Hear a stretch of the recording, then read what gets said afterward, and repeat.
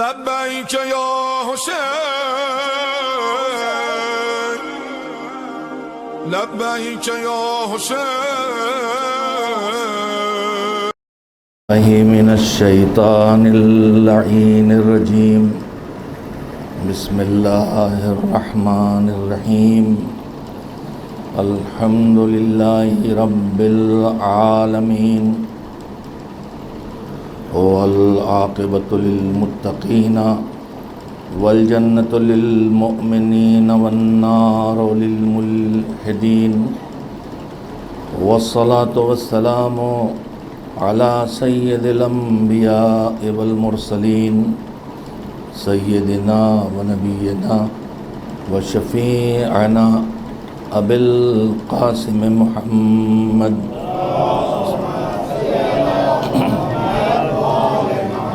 وآله الطيبين الطاهرين المعصومين المظلومين واللعنة الدائمة الباقية على أعدائهم أجمعين من الآن إلى يوم الدين أما بعد فقد قال الله سبحانه وتعالى في كتابه المبين وهو أصدق الصادقين وقوله الحق بسم الله الرحمن الرحيم ومن يطع الله ورسوله ويخشى الله ويتقه فأولئك هم المفلحون.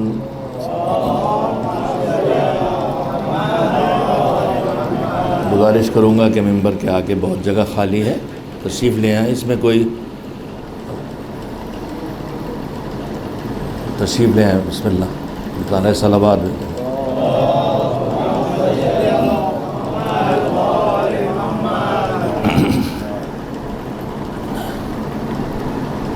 موضوع گفتگو ہے بہتر زندگی کے اصول. ظاہر ہے کہ جن کے درمیان بات ہے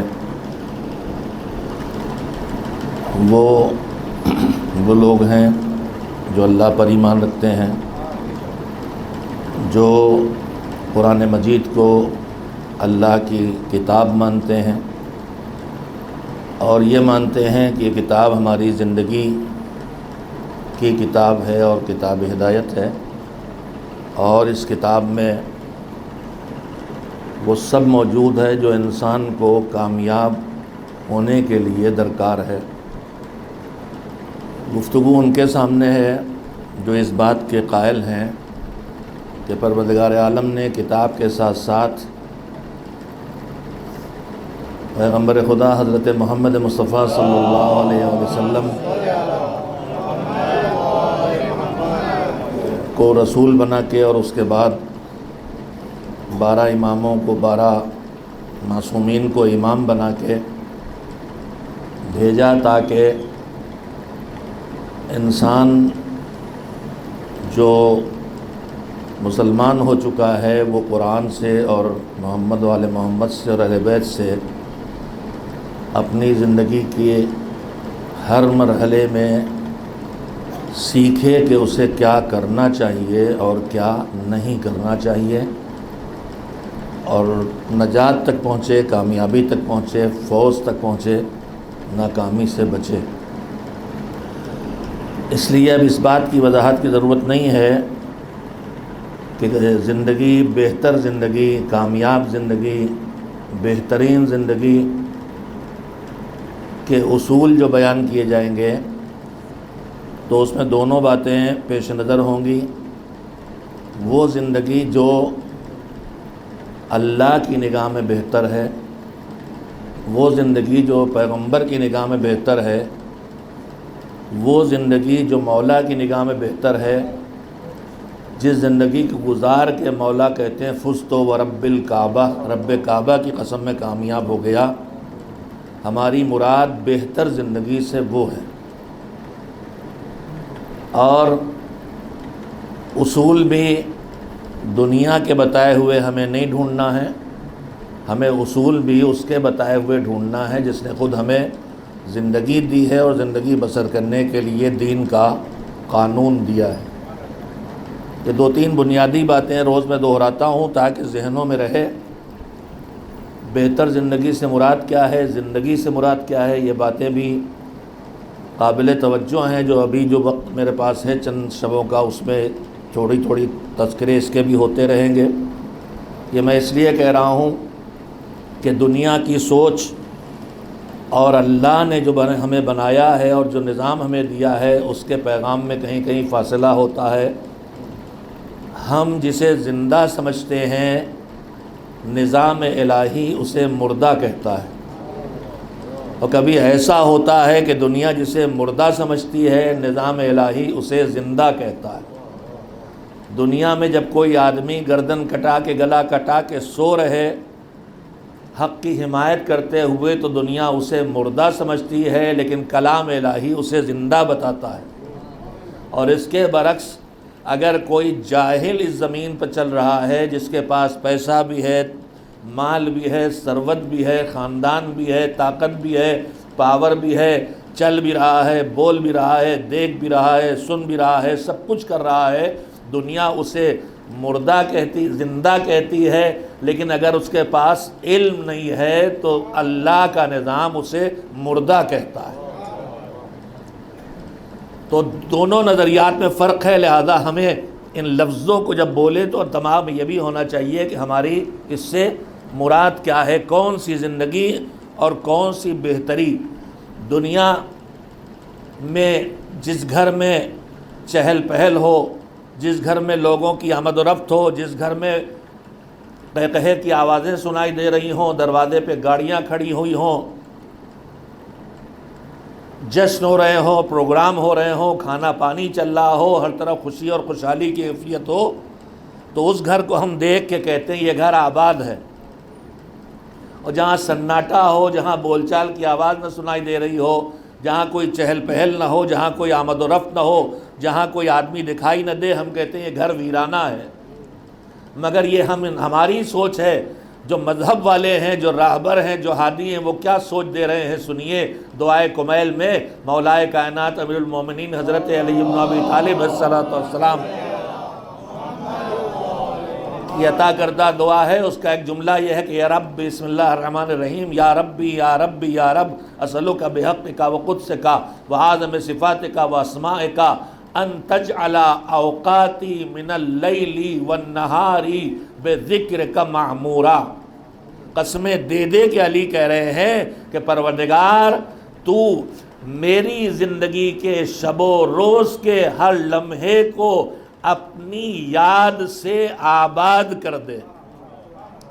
ہمیں جن گھروں سے گانے باجے کی آوازیں آ رہی ہیں، جن سے ناچ گانے کی آوازیں آ رہی ہیں، جن سے قہقہوں کی آوازیں آ رہی ہیں، جس میں ہنسی مذاق کی آوازیں آ رہی ہیں، ہم کہتے ہیں یہ بڑا آباد گھر ہے۔ جہاں سناٹا ہے، خالی مصلے پہ کوئی خاتون بیٹھی ہوئی آہستہ آہستہ رب کا ذکر کر رہی، ہم کہتے ہیں ویرانہ ہے۔ مگر علی کیا کہہ رہے ہیں؟ وہ کیا کہہ رہے ہیں علی؟ یا ربی یا ربی یا رب اسألک بحقک وقدسک وعظم صفاتک واسمائک ان تجعل اوقاتی من اللیل والنہار بذکرک معمورا۔ پروردگار میری زندگی کے شب و روز کے ہر لمحے کو اپنی یاد سے آباد کر دے۔ یعنی وہ گھر جہاں ساری چہل پہل ہو مگر یاد خدا نہ ہو، وہ علی کی نگاہ میں ویرانہ ہے۔ اور جہاں کچھ نہ ہو مگر یاد خدا ہو، وہ علی کی نگاہ میں آباد گھر ہے۔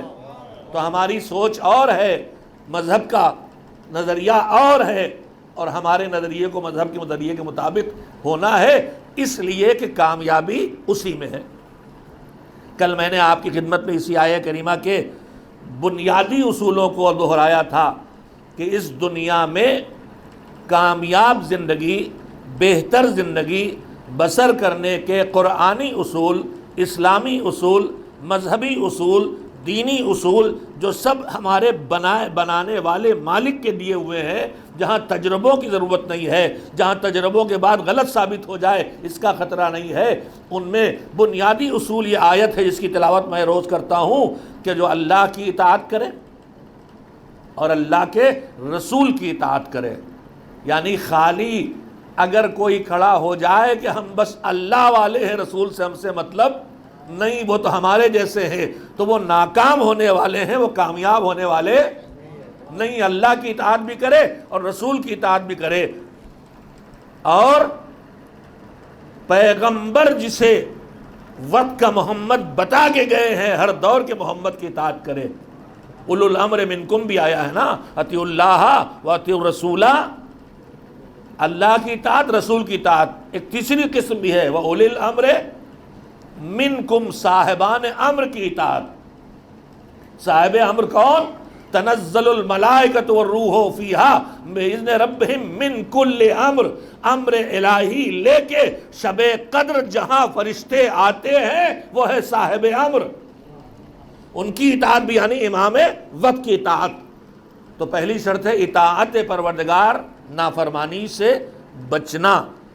اطاعت کے بعد اللہ اور اس کی توضیح کرتا ہے، وَيَخْشَ اللَّهَ، اطاعت کرے مگر ناسمجھی سے نہیں، اللہ کی معرفت حاصل کر کے، عظمت خدا کا احساس کر کے، اس کے اندر اللہ کی عظمت کے احساس سے اس کا دل نرم ہو، اس کا وجود کانپے، وہ خوف کا شکار ہو مگر عظمت کا احساس کر کے۔ تیسری قسم کہ اپنے گناہوں کے ڈر سے، اللہ کے عذاب کا خطرہ، اپنے گناہوں کی وجہ سے اللہ کے عذاب کا خطرہ پیدا ہو تو پھر اس سے بچنے کی کوشش کرے۔ اللہ کے عذاب سے بچنا، اللہ کا عذاب کا ہے کہ میں دہراتا ہوں اس لیے ہوں تاکہ میرا مقصد اور آپ کا دونوں کا مقصد خالی ہی نہیں کہ تھوڑی دیر کچھ سنیں اور تھوڑا انجوائے کریں اور چلے جائیں۔ یہ فرش ادا اس لیے نہیں بچھایا گیا ہے، فرش ادا اس پیغام کو پہنچانے کے لیے بچھایا گیا ہے جس پیغام کے لیے حسین نے عاشور کے دن قربانی کی تھی، اور جس پیغام کی قربانی کا پیغام لے کے زینب اور سید سجاد نے مصیبتوں بھرے سفر اختیار کیے تھے۔ تو میرے عزیزو، کامیاب زندگی کا کہ اصول عرض کر رہا ہوں آپ کی خدمت میں کہ کامیاب زندگی کا ایک قانون ہے اپنے اندر تقوی پیدا کرنا۔ تقوی یعنی کم سے کم اتنا کہ واجب نہ چھوٹے اور حرام نہ ہو۔ تقوی کے سلسلے میں ہمارے اندر سوچ تھوڑی سے عجیب سی آ گئی ہے، جو ہم ابھی میں عرض کر رہا تھا کہ ہماری سوچ کچھ اور مذہب کا پیغام کچھ اور، اسی میں ایک سوچ ہمارے اندر تقوی کے سلسلے میں آ گئی ہے کہ ہم سمجھتے ہیں متقی آدمی وہ ہے کہ جو زندگی چھوڑ بیٹھے، کاروبار سے مطلب نہیں، نوکری سے مطلب نہیں، روزی روٹی سے مطلب نہیں، بس مسجد آباد، اللہ اللہ، میلے کچیلے کپڑے پہنے، ہاتھ میں تسبیح، زبان پہ ذکر، بیوی بچے بھوکے ہوا کریں، گھر کے دروازے پہ پھٹا پردہ پڑا ہے پڑا رہے، یعنی جو زندگی چھوڑ بیٹھے ہم اسے تقوی سمجھتے ہیں، مگر یہ تقوی نہیں ہے۔ میں اکثر دہراتا ہوں، مولانا سید غلام عسکری اللہ مقامہ جو مربی تھے ملت کے ہاتھ سے، تقریباً 40 سال پہلے ان کا انتقال ہوا، وہ جملہ کہتے تھے کہ یہ پھٹے کپڑے، بوسیدہ لباس اور یہ گھر کی ذمہ داریوں سے فرار اور مسجد کی آبادی اور اللہ اللہ، یہ تقوی نہیں ہے، یہ تقوی کا لقوہ ہے۔ تقوی زندگی کے چھوڑ دینے کا نام نہیں ہے۔ اگر زندگی کے چھوڑ دینے کا نام تقوی ہو تو پھر امام المتقین کہتے وقت دیکھنا پڑے گا۔ نہیں، میں جملہ کہا، شاید آپ کی طرف توجہ نہیں حاصل کر سکا۔ امام وہ ہوتا جو آگے آگے ہو۔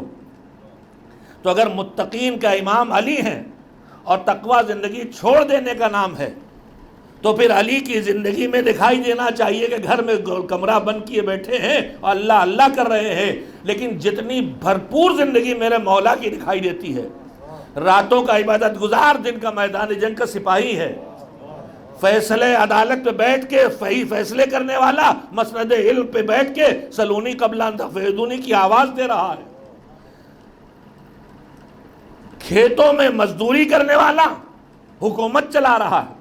تو اگر آپ دیکھیں تو زندگی کے جتنے رخ ہو سکتے ہیں، علم پہنچانا علی نے پہنچایا، قاضی اور جج بننا علی نے پہنچایا، حکومت کرنا علی نے کی، سردار لشکر ہونا علی سردار لشکر بنے، عبادت گزار ہونا علی سے بڑھ کے کوئی نمازی نہیں، تلاوت قرآن کرنا علی سے آگے کوئی نہیں، کھیتوں میں مزدوری کرنا، علی سے جفاکش کوئی نہیں ہے۔ تو زندگی کے جتنے رخ ہیں سب میں علی کی زندگی اعلیٰ منزل پہ دکھائی دیتی ہے۔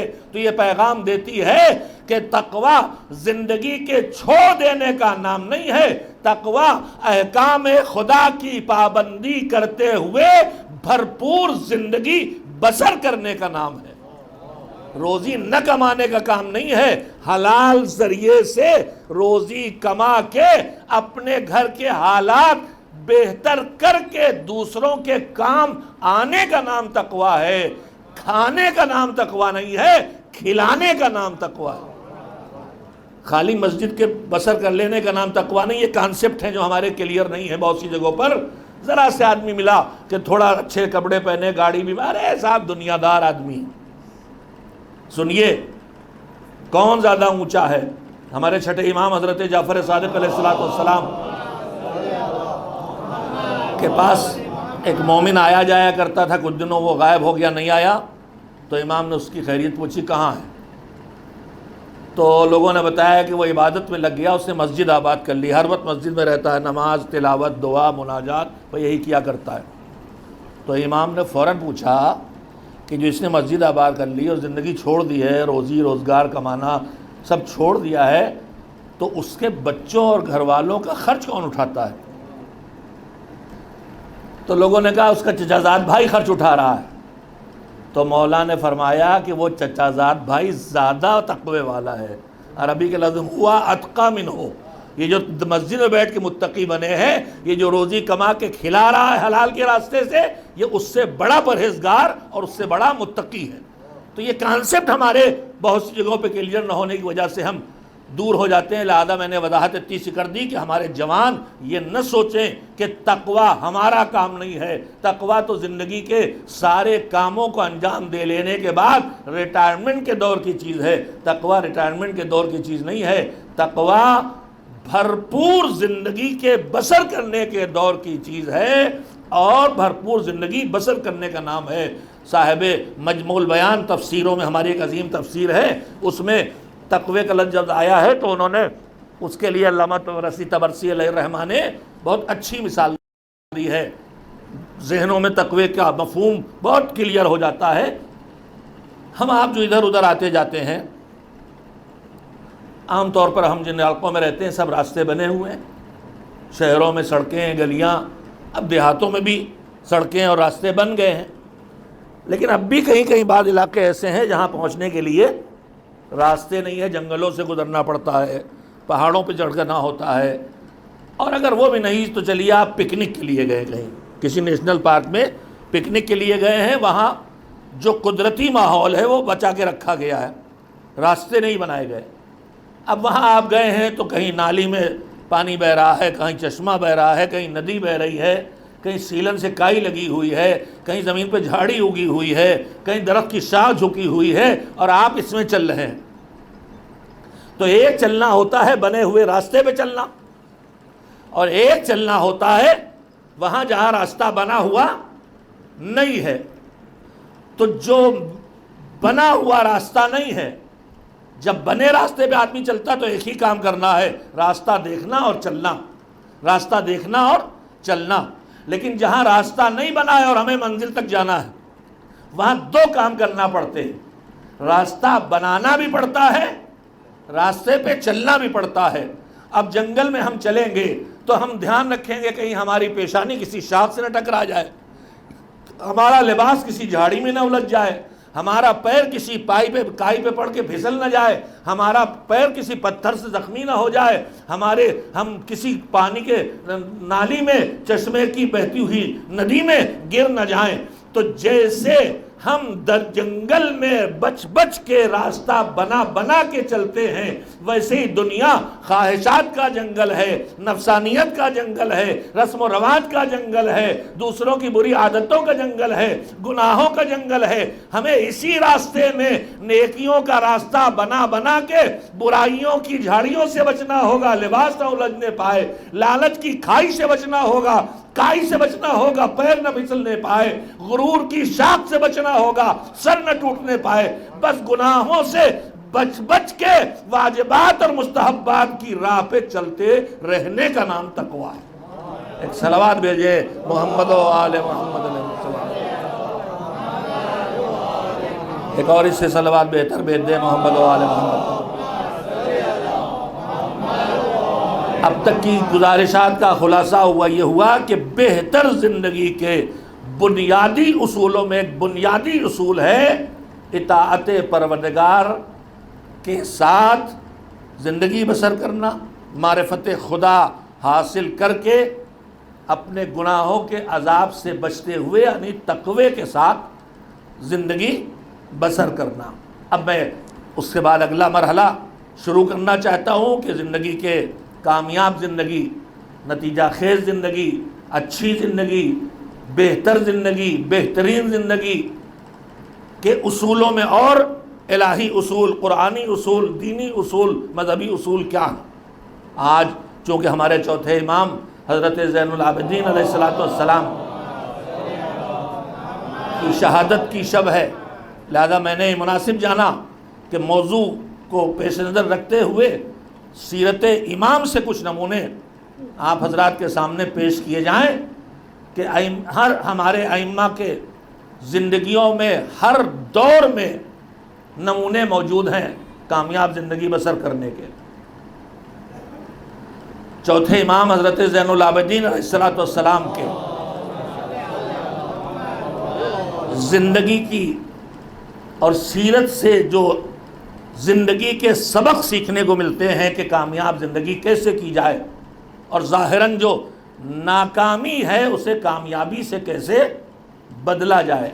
کامیاب زندگی کے اصولوں میں ایک اصول یہ ہے کہ ہم اپنے ایمان کی مضبوطی کی بنیاد پر اللہ پر توکل کرتے ہوئے ظاہری حالات چاہے جتنے مایوس کن ہوں تھک کے نہ بیٹھے، جو اپنا فریضہ ہے اسے انجام دیں۔ یعنی کامیاب زندگی کا ایک اصول یہ ہے کہ مشکل ترین حالات میں بھی یہ یقین رکھے کہ ڈیڈ اینڈ نہیں آیا ہے، دروازہ کوئی اور کبھی کھل سکتا ہے۔ آپ بتائیے کہ سید سجاد کے ساتھ جو سلوک ہوا ہے، ہمارے 12 اماموں میں ہر امام کی امامت کا ایک آغاز کا وقت ہے۔ پچھلے امام کی شہادت سے اگلے امام کی شہادت شروع ہوتی ہے۔ مولا کائنات کی امامت کا آغاز اس لمحے سے ہوا۔ امامت ہیں امام پیدائشی، لیکن ان کی ذمہ داری جیسے رسول پیدا ہوا لیکن بعثت ہوگی، اب ڈیوٹی ہے کہ آج سے رسالت کا کام انجام دو۔ 40 سال کے بعد بعثت ہوئی، ویسے امام ہوتا ہے، لیکن امام کی امامت کی ذمہ داریاں کب سے اسے ادا کرنا ہے۔ مولا علی کی ذمہ داری اس وقت شروع ہوئی جب رسول کی وفات ہوئی، امام حسن کی ذمہ داری جب امیر المومنین کی شہادت ہوئی۔ پچھلے امام کی شہادت سے اگلے امام کی امامت ذمہ داری شروع ہوتی ہے۔ 12 اماموں میں کسی امام کی امامت کے آغاز میں وہ حالات نہیں دکھائی دیتے جو چوتھے امام کی امامت کا آغاز کا دور ہے۔ باپ کا سر کٹے ہوئے نوکے نازا پر کٹا ہوا سر، پھوپھیوں اور بہنوں کو تماچے اور تالیانے لگائے جا رہے ہیں، سروں سے چادریں چھن رہی، بازاروں میں پھرایا لے جائے گا، قیدی بنایا جا رہا ہے، بچوں کو تماچے لگ رہے ہیں۔ ان حالات میں خیموں میں آگ لگی، ان حالات میں امامت کی ذمہ داری ملی۔ اور اس کے بعد پھر حکومت وقت قیدی بنایا اور قدم قدم پہ تانا، سب تاریخیں آپ مجالس سنتے رہتے ہیں، تانا زنی کرنے والے، اذیت پہنچانے والے، ستانے والے ملتے رہے۔ پھر مدینے واپس بھی آ گئے تو حکومت کی طرف سے اتنا دباؤ ہے کہ روایت کے فقرے یہ ہیں کہ صرف 4 یا 5 مومن ایسے بچے تھے جو واقعاً سید سجاد کی امامت کے قائل ہیں، جو معیار پہ پورے اتر رہے ہیں ایمان کے۔ بائیکاٹ کی صورت ہے، حکومت دشمن ہے، بائیکاٹ کی صورت ہے۔ ایسی صورت میں جب چاروں طرف سے تانازن ہو، لوگ اتنی مصیبتیں پڑ چکی ہوں، اتنی دشواریوں کا سامنا ہو چکا ہو، تو آدمی مایوس ہو کے تھک کے بیٹھ رہتا ہے۔ مگر کامیاب زندگی کے اصول یہ ہے کہ ظاہری اسباب چاہے جتنے ختم ہو گئے ہوں اور ظاہری طور پر چاہے کچھ تو دکھائی دے رہا ہو، تم اپنی ڈیوٹی کرتے رہو۔ یہ مایوس ہو کے نہ بیٹھو کہ اب یہ کام ہونے والا نہیں۔ جیسے اکثر لوگ کہتے ہیں کیا فائدہ اصلاحی مجلسیں پڑھنے سے، کوئی تو سدھرتا نہیں، کیا فائدہ نہیں عزیز۔ آپ کی جو ذمہ داری ہے وہ آپ ادا کیجئے، اصلاح آپ کی ذمہ داری ہے، امر بالمعروف نہی عن المنکر آپ کی ذمہ داری، وہ آپ کرتے رہیے۔ مایوسی کا امام کامیاب زندگی کے اصول یہ ہے کہ آدمی کبھی اپنے کو ڈیڈ اینڈ پہ نہ مانے اور اپنی ڈیوٹی ادا کرتا رہے۔ امام سنیں ان کے کارنامے، میں خلاصے زندگی عرض کر رہا ہوں۔ دور آیا امام کا کہ جب صرف 4 یا 5 لوگ ہیں جو امام کو مان رہے ہیں، امام کی باتیں مان رہے ہیں۔ یہ صحیفہ کاملہ کیوں وجود میں آئی؟ توجہ دیں، ان کی بات سننے والا نہیں ہے کوئی۔ 2 بڑی کتابیں ہمارے ہاتھوں میں قرآن مجید کے بعد، ایک نہج البلاغہ دادا کی کتاب اور ایک صحیفہ کاملہ پوتے کی کتاب۔ دادا کی کتاب کیا ہے؟ اس میں خطبے ہیں۔ خطبے کا مطلب لیکچر، خطبے کا مطلب تقریر۔ تو لیکچر اور تقریر کب ہوتا ہے؟ جب سننے والے سامنے موجود ہوں۔ اور دوسرا حصہ اس کا ہے خطوط، تو وہ بھی لکھے جائیں گے جب کوئی لے کے پڑھنے والا موجود ہو۔ تیسرا حصہ چھوٹے چھوٹے جملے، تو اس کا مطلب یہ ہے کہ بڑے مجمع کی شکل میں بھی سننے والے موجود ہیں علی کے لیے، اور ایک دو لوگ جہاں چھوٹے چھوٹے جملے بولے جا رہے ہیں وہ لوگ بھی علی سے ملتے جلتے رہتے ہیں۔ تب وجود میں آئی نہج البلاغہ۔ لیکن صحیفہ کاملہ کیا ہے؟ دعاؤں کا مجموعہ ہے۔ دعا کہاں ہوتی ہے؟ دعا کا رخ بندوں کی طرف نہیں ہوتا، خدا کی طرف ہوتا ہے۔ انہیں پیغام پہنچانا ہے۔ سننے والے جب موجود ہیں تو ان کی طرف رخ کر کے خطبے دیے تو نہج البلاغہ آ گئی۔ جب نہ سننے والے رہ گئے تو اللہ کی طرف رخ کر کے گفتگو کی، صحیفہ کاملہ وجود میں آئی۔ مگر یہی وہ تبلیغ تھی، اللہ کی بارگاہ میں مناجات، اللہ کی بارگاہ میں سجدے، بابا کے شہادت کو یاد کر کے رونا، اسی تبلیغ کا نتیجہ تھا کہ ایک دور وہ آیا کہ 5 سے زیادہ ان کی بات سننے والے نہیں، اور انہوں نے اپنی خدمت ہدایت کے جو 35 سال گزارے تو اب نوبت کیا آئی کہ جب ان کا بیٹا منبر پہ جا کے بیٹھا تو جہاں 5 سے زیادہ سننے والے نہیں تھے، وہی محمد باقر منبر پہ آتے تھے تو ہزاروں قلم کاغذ پہ رکے ہوتے تھے کہ فرزند رسول کیا کہنے والا ہے، ہم لکھ لیں۔ یہ ہے سید سجاد کی کامیاب امامت کے دور کا نتیجہ۔ ایک صلوات بھیجے محمد و آل محمد۔ کامیاب زندگی کے اصول۔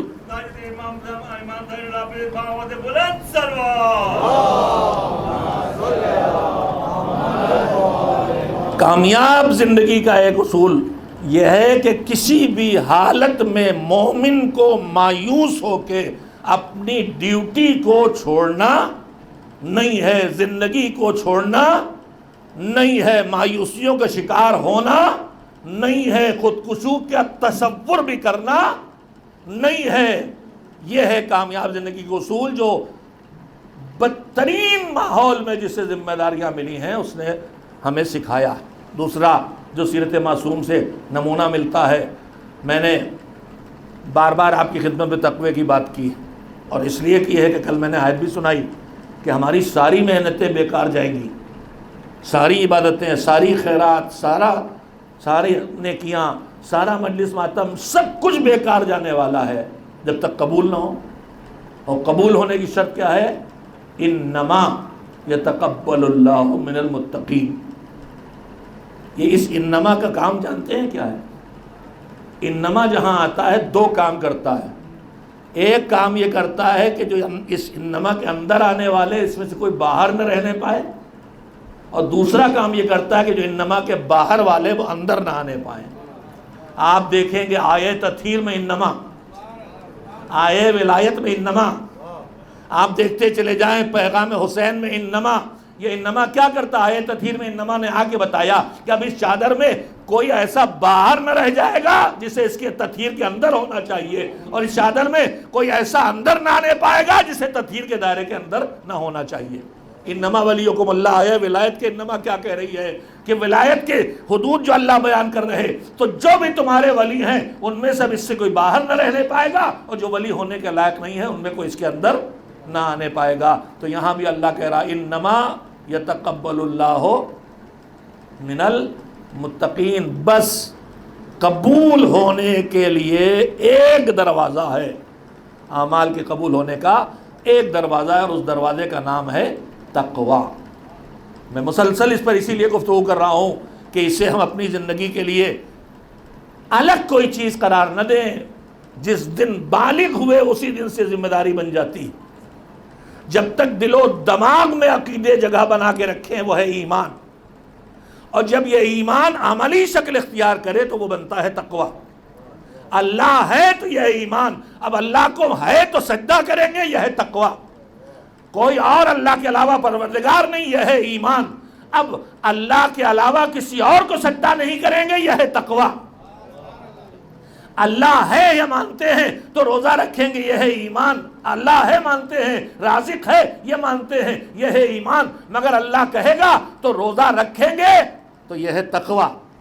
جو مانے اس کا عملی وجود، عملی شکل اس کا اختیار کر لینا، یہ ہے تقوی۔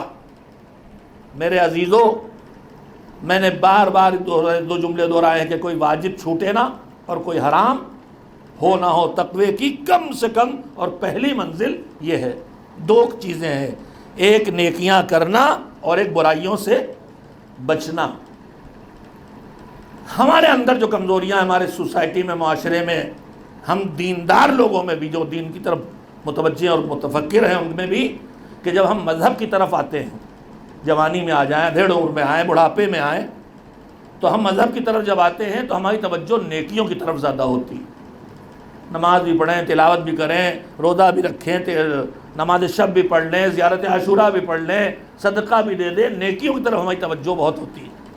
یعنی جو نیکیاں چھوٹی تھی اب ہم نہیں چھوڑتے، لیکن جتنی توجہ دیں گے، بہت قیمتی باتیں عرض کر رہا ہوں، لیکن جن نیکیوں کو چھوڑا تھا اب کر رہے ہیں، سدھر گئے تو۔ مگر کیا جتنا ہم نیکیوں پہ آ جاتے ہیں اسی طرح سے جو برائیاں کر رہے تھے ان کو بھی چھوڑ دیتے ہیں؟ پہلے نماز نہیں پڑھ رہے تھے اب پڑھ رہے ہیں، پہلے بھی جھوٹ بولتے تھے اب بھی بول رہے ہیں، پہلے بھی غیبت کرتے تھے اب بھی کر رہے ہیں، پہلے بھی مومن پہ الزام تراشی کرتے تھے اب بھی کر رہے ہیں، پہلے بھی مومن کا دل۔ ہمارے مذہبی معاشرے کی کمیاں ہیں۔ ہم اللہ کے حقوق کی طرف بہت متوجہ ہیں مگر بندوں کے حقوق کی طرف کم متوجہ ہیں، یہ ایک کمی ہے۔ ہم نیکیوں کی طرف بہت متوجہ ہیں مگر گناہوں سے بچنے کی فکر ہمارے اندر اتنی نہیں ہے۔ جبکہ گناہوں سے بچنے کا مسئلہ اگر نیکیوں سے کرنے سے اوپر نہ ہو تو کم سے کم برابر کی حیثیت رکھتا ہے۔ مومن کی زندگی میں نیکیاں کرنا جتنا اہم ہے، اگر اس سے زیادہ گناہوں سے بچنا اہم نہ ہو تو کم سے کم اتنی اہمیت نیکیوں کو، گناہوں سے بچنے کو ملنا چاہیے جتنی اہمیت ہم نیکی کرنے پہ دیتے ہیں اور توجہ دیتے ہیں۔ میں اس کے نمونے آپ کے سامنے رکھتا ہوں۔ میں اپنی بات کو واضح کرنا چاہتا ہوں کہ برائیوں سے اور گناہ سے بچنا کچھ کم اہمیت کا مسئلہ نہیں ہے۔ کل میں نے جو واقعہ آپ کو سنایا، 2 روٹی اور 2 انار لے کے گئے تو نیکی تو کی، مگر نیکی بیکار گئی۔ کیوں؟ اس لیے کہ اس سے پہلے چوری کر کے گنہگار ہو کے تقوی کی سپر توڑ کے آیا تھا۔ تو نیکی تب کام آئے گی جب گناہ سے آدمی اپنے آپ کو بچائے اور تب نیکیاں کرے۔ نیکی کیا صلہ پانے کے لیے بھی گناہوں سے بچنا ضروری، اور نیکی کے صلے کو ایک ایک لفظ پہ توجہ دیں گے۔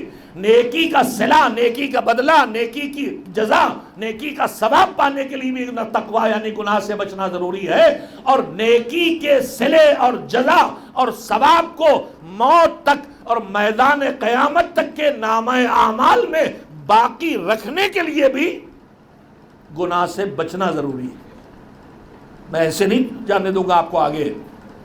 اس کا احساس کریں کہ تقوی کامیاب زندگی کا اصول۔ تقوی کے 2 حصے، ایک نیکیاں کرنا، ایک گناہوں سے بچنا۔ نیکی چاہے واجب ہو چاہے مستحب، پہلے واجب پھر مستحب۔ برائی چاہے حرام ہو چاہے گناہ، پہلے حرام سے بچنا پھر مکروہ سے بچنا۔ لیکن نیکی کرنے سے زیادہ گناہ سے بچنا ضروری ہے۔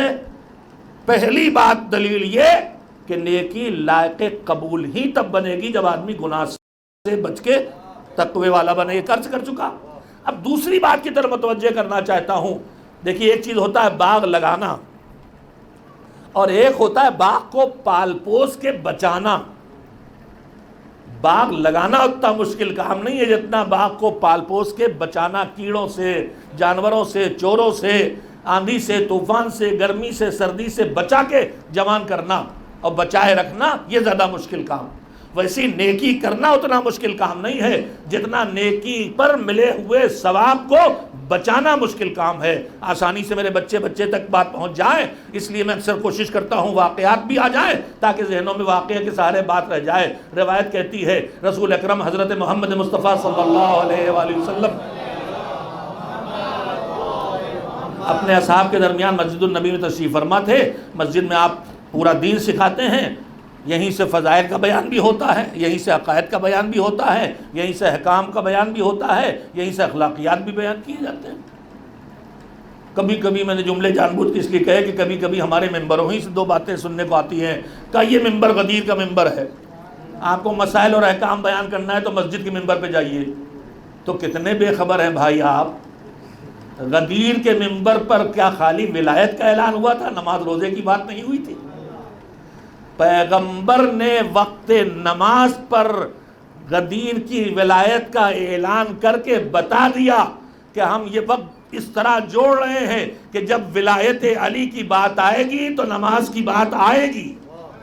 انگوٹھی نماز میں دلوا کے نماز و زکوٰۃ کا انجام دلوا کے ولایت کا اعلان کر کے بتا دیا کہ جب ولایت کا تذکرہ کرو گے تو زکوٰۃ اور نماز خود بخود آ جائے گی. ولایت کو اس سے الگ نہیں کر سکتے، اس کو اس سے الگ نہیں کر سکتے. غدیر کے منبر پر خالی ولایت علی نہیں، نماز روزے کی بات بھی پیغمبر نے کی. خطبہ تو پڑھو اور تم کہتے ہو کہ مسجد کا منبر احکام کے بیان کے لیے تھا. پیغمبر نے غدیر کا منبر فضائل کے لیے اور مسجد کا منبر احکام کے لیے. کتنے بے خبر ہیں آپ. غدیر کے منبر میں تو بس ایک بار ولایت علی کا اعلان ہوا ہے، مگر مسجد النبی کے منبر سے کاہے کا اعلان نہیں ہوا. ھذا حسین فارفوہ غدیر کے منبر پہ بولا گیا یا مدینے کے منبر پہ؟ حسین منی وانا من الحسین یہ غدیر کے منبر کا اعلان ہے کہ مدینے کی منبر پا. تو بڑی بے خبری ہے جو یہ کہہ رہے ہو کہ مدینے کی منبر مسجد کے منبر سے احکام بیان ہوئے اور غدیر کے منبر سے ولایت بیان ہوئی. نہیں، دونوں منبروں سے احکام بھی بیان ہوئے، عقیدے بھی بیان ہوئے، اخلاق بھی بیان ہوئے. حضور مسجد کے منبر پہ تشریف فرما ایک مرتبہ کہا کہ ذکر خدا کا بڑا اجر و ثواب ہے، اور جو شخص ایک بار سبحان اللہ کہتا ہے اللہ اس کے لیے جنت میں ایک درخت لگا دیتا ہے. ہاں سبحان اللہ. ہمارے بزرگ بہت اچھے تھے، بڑی سمجھداری کے ساتھ انہوں نے سب کچھ طے کیا. مجلس میں بھی مجلس میں پڑھ رہا ہوں تو آپ میری تعریف کریں گے، لیکن بزرگوں نے کیا نکالا؟ سبحان اللہ. سبحان اللہ کہہ کہ اس کی ہمت افزائی بھی ہو جائے، ادھر ایک درخت بھی جنت میں لگ جائے. ماشاء اللہ. اور خوش ہوئے تو صلوات، اور خوش ہوئے تو سب نے مل جل کے صلوات بھیج دی کہ اب ثواب گنا ہی نہ جا سکے.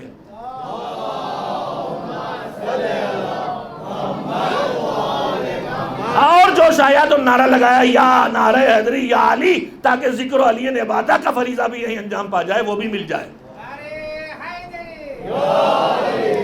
تو انہوں نے بڑی سمجھداری سے کلچر ڈیولپ کیا تھا. ہر جگہ احکام خدا کو نگاہوں میں رکھ کے وہ چیزیں رکھی کہ ہم اپنے جذبات کا اظہار بھی کرتے رہیں اور احکام خدا پہ عمل ہو کے عبادت کا ثواب بھی ملتا رہے. خیر، تو اب حضور نے فرمایا ایک بار سبحان اللہ کہتا ہے تو ایک درخت. ہم آپ سب اس معاملے میں ہم سب کاؤنٹر ہیں، گننے والے، کاؤنٹ کرتے ہیں. مذہب نے جو کہا اس کا الٹا. مذہب کہتا ہے کہ نیکیاں کر کے بھول جاؤ، گناہ کر کے یاد رکھو. ہمارا معاملہ بالکل الٹا ہے. گناہ بھول جاتے ہیں، نیکیاں یاد رہتی ہیں. مذہب کہتا ہے دوسروں کے ساتھ حسن سلوک کرو تو بھول جاؤ، تمہارے اوپر کوئی احسان کرے تو ہمیشہ یاد رکھو. ہمارا کیس الٹا. اپنا احسان زندگی بھر گناتے ہیں، دوسروں کے احسانات مصیبت بھول جاتے ہیں. تو جگہ جگہ ہم کہاں سے بہک کے گئے، کہاں پہنچے نہیں معلوم، لیکن ہے یہ سب جسے ہمیں محسوس کرنا چاہیے. تو ہم اپنی نیکیاں گنتے ہیں اور پھر حساب لگاتے ہیں جنت والی بھر تو ہو گیا. جنت بھر تو ایک چھوٹی سی نیکی بھی بہت ہے، مگر قبول تو ہو. اصل مسئلہ یہ ہے کہ جہنم سے نکل آیا جائے، گناہوں کے کر کے نہ جایا جائے، پھر تو کوئی ایک چھوٹی سی نیکی بھی جنت میں تو پہنچائی دے گی. اور وہاں اپ گریڈنگ کے فارمولے بھی ملے ہوئے ہیں. ان میں ایک فارمولہ یہیں جوان سن لیں, جتنا قرآن یاد کرو گے جنت میں اپ گریڈ کرے گا. جیسے ریلوے میں ہوتا ہے نا کہ سیٹ خالی مل گئی تو آگے چلے گئے, تو وہاں خالی تو ہے مگر آپ کو اپنے کو ایلیجبل بنانا ہوگا.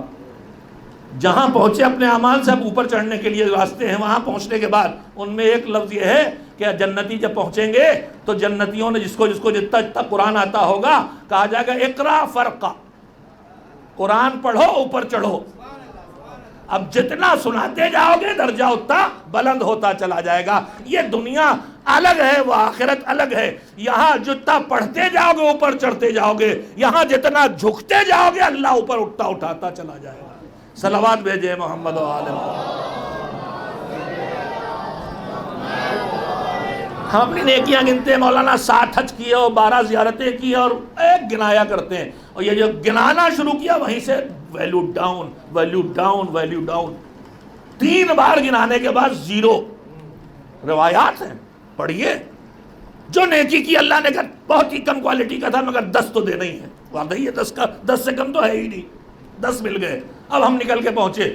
آج وہاں پروگرام ہو رہا تھا, جشن ہونا ہے, ہم نے 17 ربیع الاول تیاری شروع کر دی ہے. ہم نے 5000 دیے.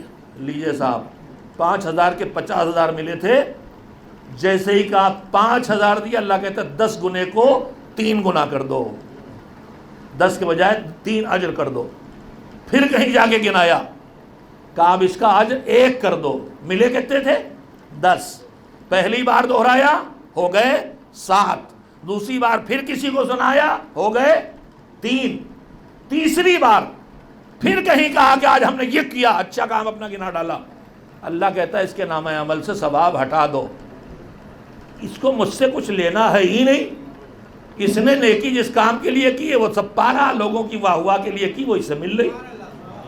ہم ایک سے واہ واہ نہ کہیے گا, سبحان اللہ ہی کہیے گا ورنہ گڑبڑ ہو جائے گی. ایک صلوات بھیجیے محمد والا. میں آپ کی واہ واہ کے نہیں, اللہ کی واہ واہ کے لیے ضرور حاضر ہوں. اور جب اس کی طرف سے واہ واہ ہوگی تو پھر ادھر کی واہ واہ کو کون روک پائے گا.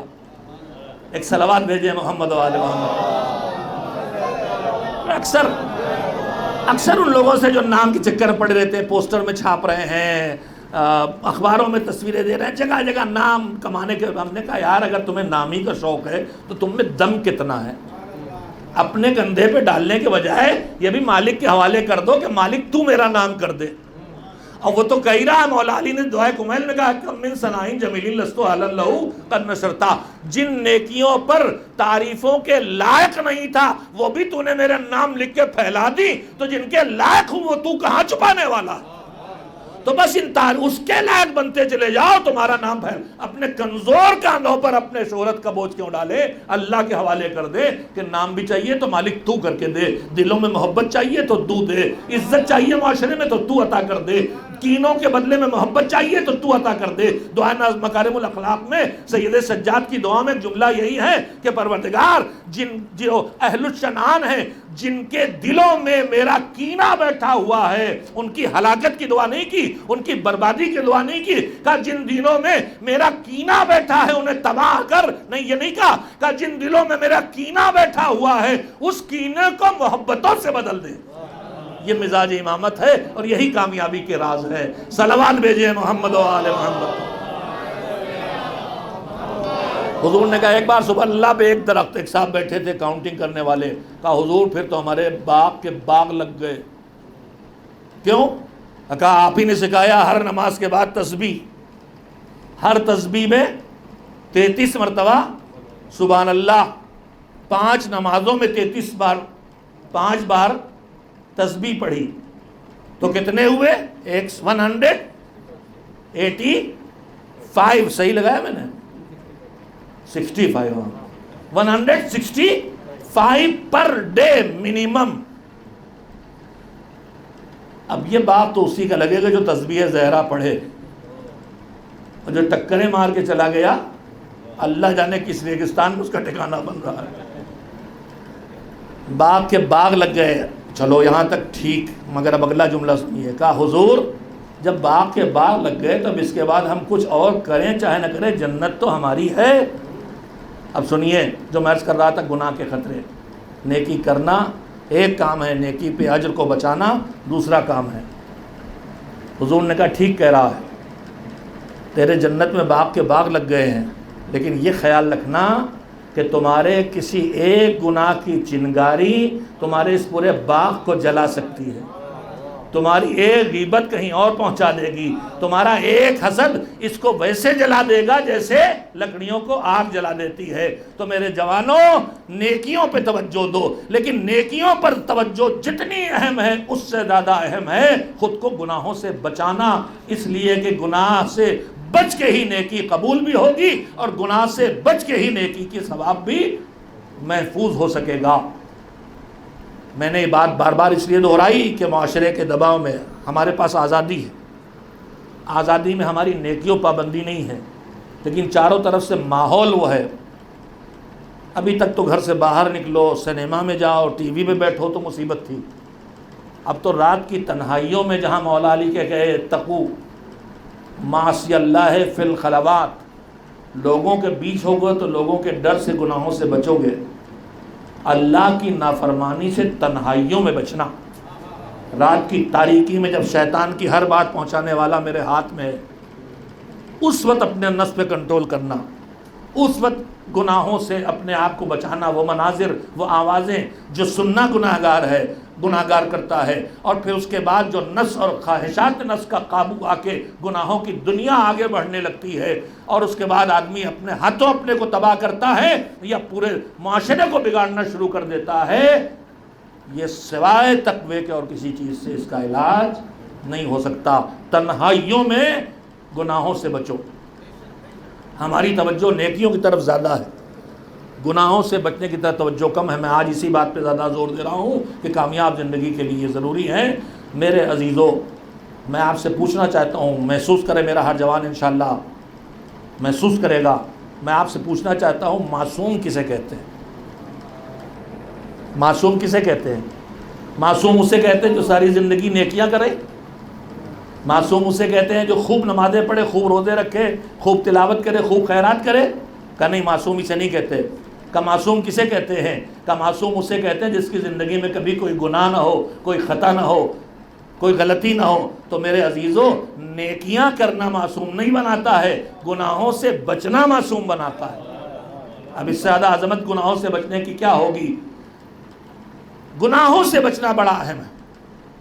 سید سجاد کی زندگی اور ان کے ارشادات سے اصول حیات.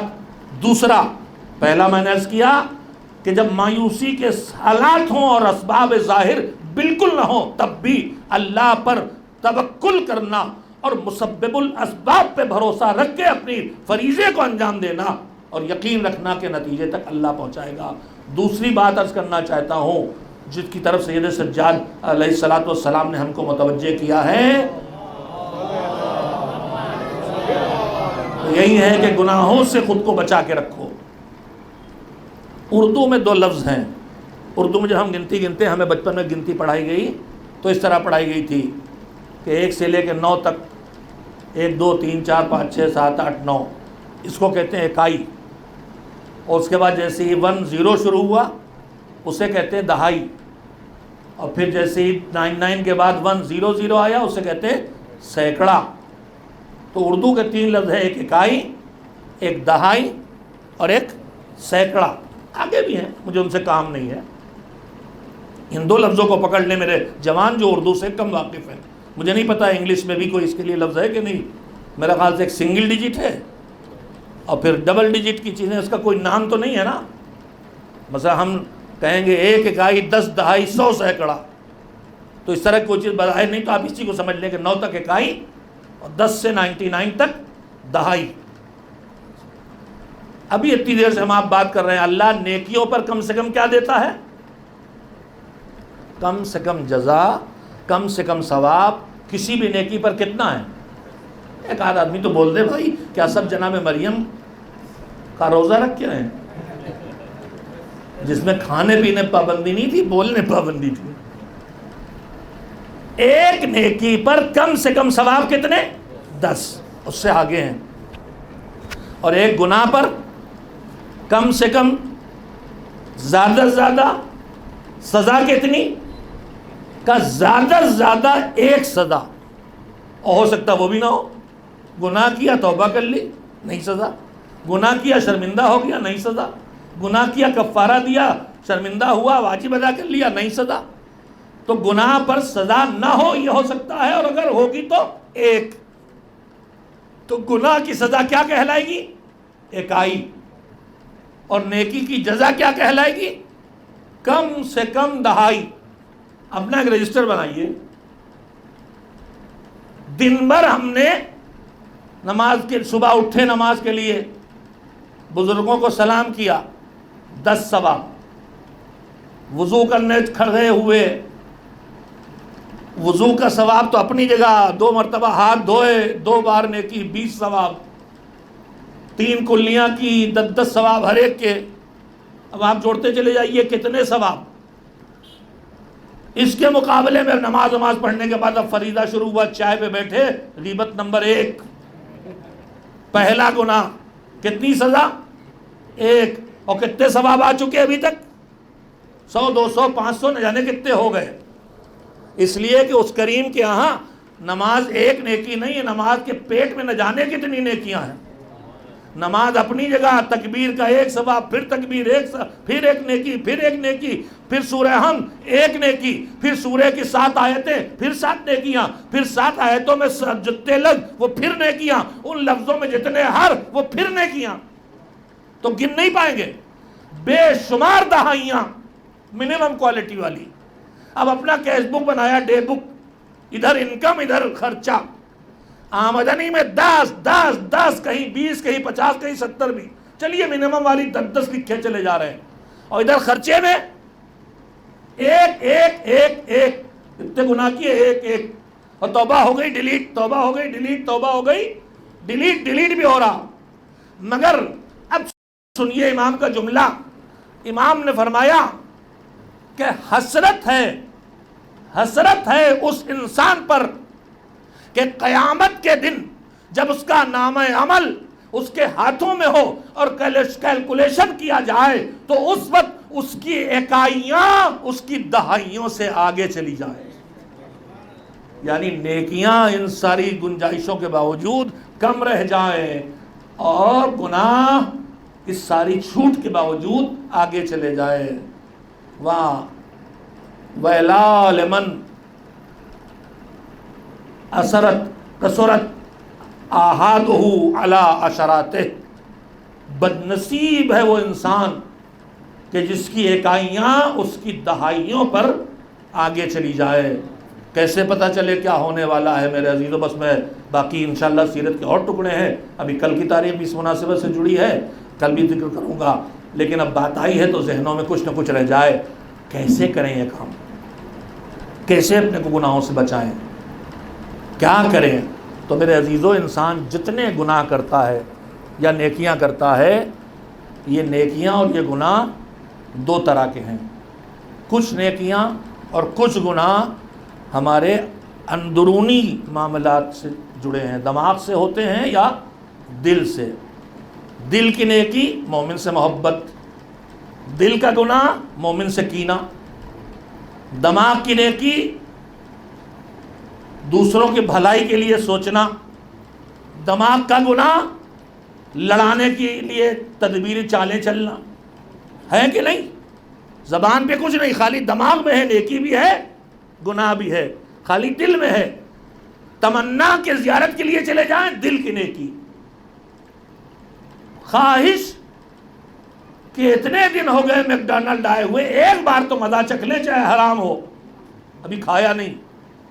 البتہ اس کریم کا انتہائی کرم یہ بھی ہے کہ نیکی کے ارادے ہی پہ جزا دے دیتا ہے، برائی کے ارادے پہ سزا نہیں دیتا جب تک برائی کر نہ لی جائے. اس کی رحمت کے نمونے ہیں. مومن کا لیے دل میں کینہ، مومن کے لیے دل میں نفرت، عداوت، دشمنان دین سے محبت، دوستداران دین سے نفرت، یہ سب دل کے گناہ. تو کچھ چیزیں نیکیاں اندر سے ہیں انسان کے دل و دماغ سے، اور باقی نیکیاں اور برائیاں انسان کے جسم سے ہیں.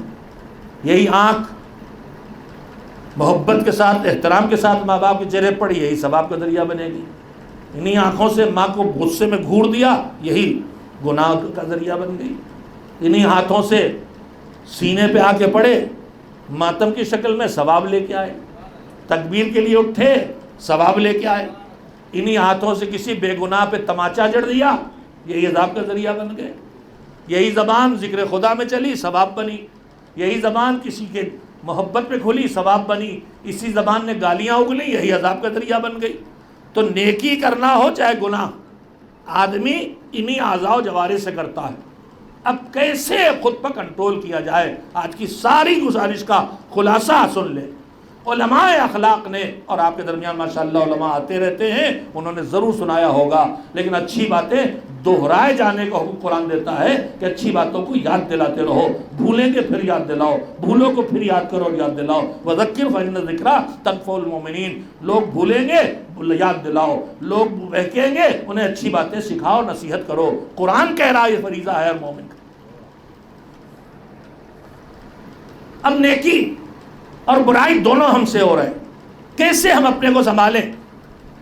تو میں معصومین کے ارشادات کی روشنی میں علماء نے 3-4 مرحلے بتائے۔ کہ سب سے پہلے اپنا حساب لگاؤ کہ تم سے کون کون سے گناہ کس کس حصے بدن سے ہوتے ہیں۔ اب ہم نے دیکھا کہ دن بھر میں جو ہم گناہ کرتے ہیں، سب سے زیادہ گناہ زبان سے ہوتے ہیں، یہ بھی پکا ہے۔ آدمی کے جتنے بدن میں حصے ہیں گناہ سب سے ہیں، کان سے بھی ہے گانا سننا، غیبت سننا، زبان سے بھی ہیں، آنکھوں سے بھی ہیں، ہاتھ پیروں سے بھی ہیں، ہر اعضاء جوارح سے گناہ ہیں۔ لیکن سب سے زیادہ گناہ علماء کرام نے گنے ہیں، علماء اخلاق نے 40 سے زیادہ گناہ آدمی صرف زبان سے کرتا ہے۔ اگر مجھے موقع مل پایا اور میرے حافظے نے مدد کی تو میں 40 گناہ آپ کے سامنے کسی حد تک پیش کرنے کی کوشش کروں گا، یا پرچی ہی بانٹ دوں گا لا کے آپ کے درمیان بھیج دوں گا، مجھے بھی یاد نہیں، مجھے بھی یاد ہو جائے اس بہانے۔ 40 کے قریب آس پاس گناہ ہیں جو آدمی زبان سے کرتا ہے۔ اتنی گناہ کرتی ہے زبان کہ روایت ہے کہ جب صبح ہوتی ہے تو یہ زبان بولتی ہے اور تو کوئی بولتا نہیں بیچارہ، تو زبان صاحبہ سب سے کہتی ہیں کہ بہن آنکھ آپ کیسی ہیں، بھائی صاحب کان صاحب آپ کا مزاج کیسا ہے، بھائی ناک صاحبہ بہن ناک صاحبہ آپ کیسی ہیں، سب سے خیریت پوچھتی ہے زبان۔ تو سارے اعضاء و جوارح کہتے ہیں کہ بخیر ان ترکتنا، ہم بالکل مزے میں ہیں، بس آپ ہمیں معاف رکھیں، آپ نہ چلیں تو ہم آفت میں نہیں آنے والے، آپ چلیں گی تو ہم پر مصیبت پڑے گی۔ چلے گی زبان تھپڑ منہ پہ پڑے گا، ہوگا کہ نہیں؟ چلے گی زبان کیس جو ہے وہ ہمارے اوپر دائر ہوگا، چلے گی زبان گھر وہ اجڑے گا۔ تو کہا بخیر ان ترکتنا، سب سے زیادہ گناہ زبان سے کرتا رہے۔ علماء نے کہا کہ سب سے پہلے بیٹھ کے دیکھو تم سے جو گناہ ہو رہے وہ کہاں کہاں سے۔ کوئی گناہ زبان سے، نامحرم پہ رکتی آنکھوں سے، گانے پہ ٹکتے ہیں کانوں سے، جہاں جہاں سے گناہ ہو رہے ہیں انہیں نوٹ کرو، اور اس کے بعد ان میں سے کسی ایک گناہ کو پکڑو۔ تو پہلا کام ہے محاسبہ، حساب کرو کہ گناہ کہاں کہاں سے کرتے ہو۔ پھر دوسری چیز فرمایا اب دوسرا کام ہے مراقبہ۔ پہلا کام ہے معاہدہ، طے کرو کہ گناہ کرتے ہو اب آج سے نہیں کرو گے۔ میں زبان سے جھوٹ بولتا ہوں، آج کا دن میں اس طرح گزاروں گا کہ جھوٹ نہیں بولوں گا۔ آنکھوں سے نامحرم کو دیکھتا ہوں، آج کا دن ایسا گزاروں گا کہ نامحرم کو نہیں دیکھوں گا۔ گانے سنتا ہوں، آج کا دن ایسا گزاروں گا گانے نہیں سنوں گا۔ اب یہ طے کر لیا اپنے سے، مشارطہ طے کر لیا، شرط لگا لی، اور شرط یہ بھی لگائی لی کہ اگر یہ غلطی کروں گا تو کچھ سزا دوں گا۔ مثلا اگر میری زبان جھوٹ پہ، آج دن بھر جھوٹ نہیں بولوں گا، اگر میری زبان جھوٹ پہ چلے گی تو میں 1 گھنٹہ تلاوت قرآن کروں گا مثال کے طور پر، یہ زبان کی سزا۔ اگر میری آنکھیں نامحرم پہ رکیں گی تو اس کے بعد میں جا کے اپنے والد اور والدہ اور بھائی بہنوں سب سے ملاقات کروں گا اور سب سے ملوں گا اور ان کو محبت و احترام سے ان کے چہرے پہ نگاہ ڈالوں گا، یعنی جس طرح کی غلطی اسی طرح کی سزا۔ اگر میری آج نماز قضا ہو گئی تو پھر رات میں نماز شب پڑھوں گا، یہ بھی سزا، اسی قسم کی سزا طے کر لو۔ یہ ہوا مشارطہ، طے کر لیا۔ اب دن بھر کا آپ دن بھر نگرانی کرو، حساب لکھو کتنی بار نامحرم پہ آنکھ رکی، کتنی مرتبہ زبان جھوٹ پہ گئی، غیبت پہ گئی، کتنی مرتبہ زبان گالی پہ چل گئی، کتنی مرتبہ کانوں پہ لکھتے رہو، نوٹ کرو، شام کو بیٹھ کے حساب کرو دن کیسا گزرا۔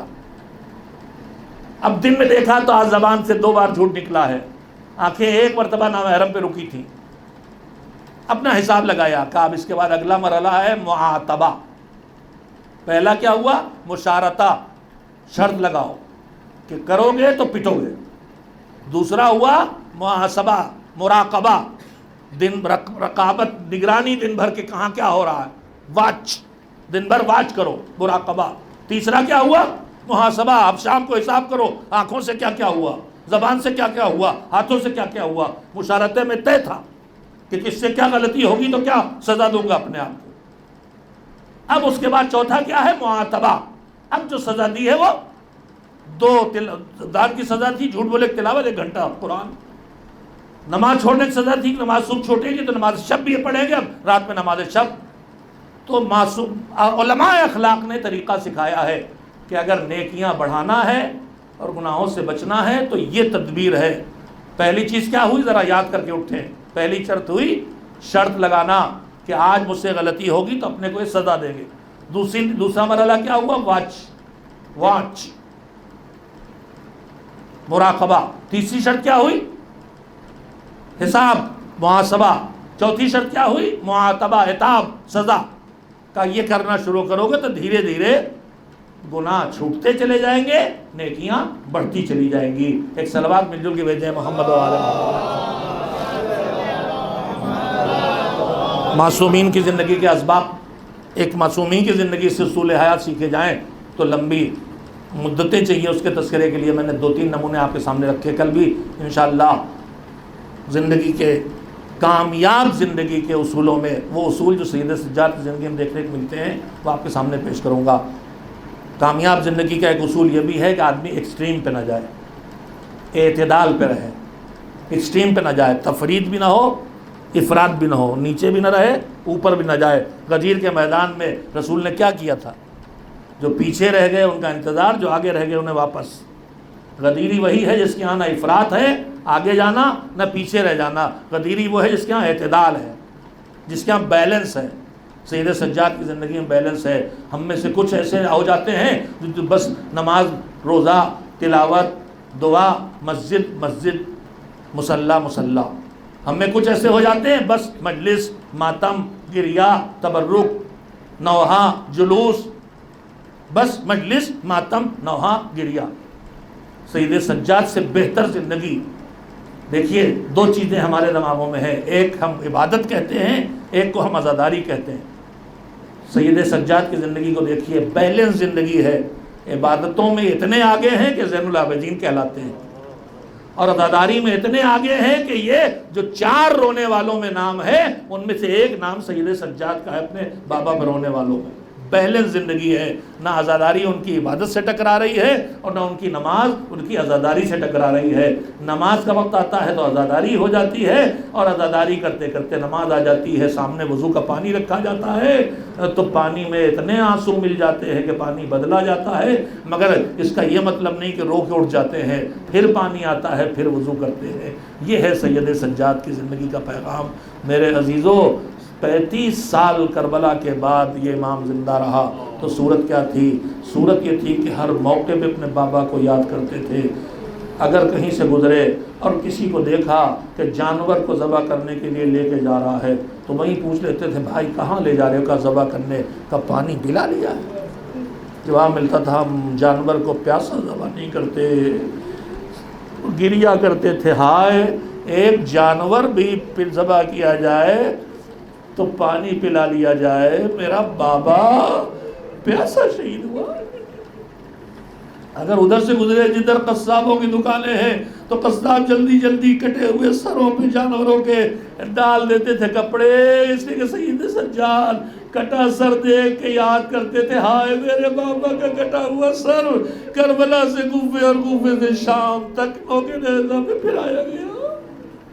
کتنا سخت تھا سوچو، کتنا سخت تھا سوچو کہ باپ کا سر 11 محرم سے لے کے پہلی سفر تک ہر لمحے نوکے نیزہ پہ دکھائی دے، اور دفن نہ کیا جا سکے، اجرکم اللہ۔ جب بھی کسی وقت آیا باپ کے سامنے، باپ سید سجاد کے سامنے پانی لا کے رکھا گیا، بظاہر جناب منہال راوی ہے یا کوئی اور راوی، روایت کہتی ہے کہ مدینے میں پیغمبر کے گھر کے پاس سے گزر رہے تھے، کچھ قطرے پانی کے گرے تو اس نے دروازہ زنجیر بجائی، کنیز نکلی، کہا یہ بتاؤ کہ میرے کپڑوں پہ کوئی قطرے پانی کے گرے ہیں، یہ نجس تو نہیں ہے؟ تو داڑے مار مار کے رونے لگی۔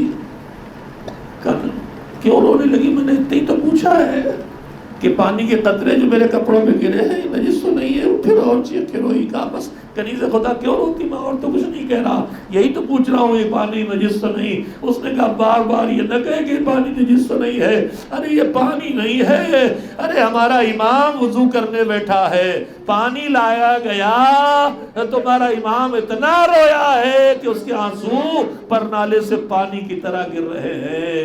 مصیبتیں بہت پڑی تھیں، مگر دو مصیبتیں ایسی تھیں جس کو سید سجاد ہمیشہ یاد کرتے رہے۔